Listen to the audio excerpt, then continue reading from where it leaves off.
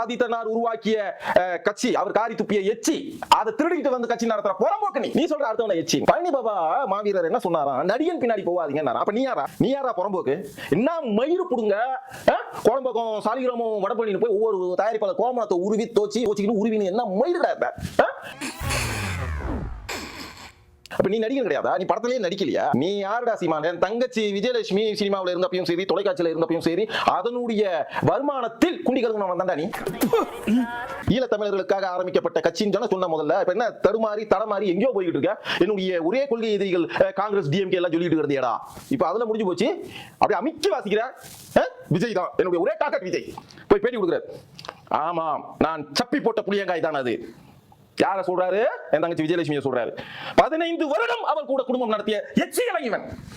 அவள் காரி துப்பிய எச்சில் உருவான புழு இவன். அப்பலாம் தெரியலையா? அவ அவுத்து போட்ட பாவாடியை தோச்ச போது தெரியல. நீ ஒரு எச்சிடா. ஆதித்தனார் கட்சியை திருடி திங்கும் போது நீ தெரியவில்லையா? நீ ஒரு எச்சின்னு. இன்னைக்கு தமிழ்நாட்டில் 113 ஈழ முகாம் இருக்கு. நீ எத்தனை ஈழ முகாம்க்கு போயிருக்க? ஈடுபட்ட நாய். உன்னை நம்பி உலக ஈழ மக்கள் எல்லாம் நன்கொடையா வாரி கொடுத்தாங்க. ஒத்தனை விடல. 2 ரூபாயில இருந்து 2 கோடி வரைக்கும் இன்னைக்கு வரைக்கும் அவர்களுடைய நன்கொடையில் நீயும் 2வது கொண்டாடி 3வது கொண்டாடி 4வது கொண்டாடி அத்தனை பேருமே வந்துட்டு. தமிழர்களின் முதல் துரோகி அவன். செஞ்சு சொல்றேன், தமிழக மக்கள் நாம் தமிழர் கட்சிக்கு ஓட்டு போட்டீங்கன்னா உங்களை மாதிரி அடிமுட்டாள்கள் உலகத்தில் யாரும் இல்லை.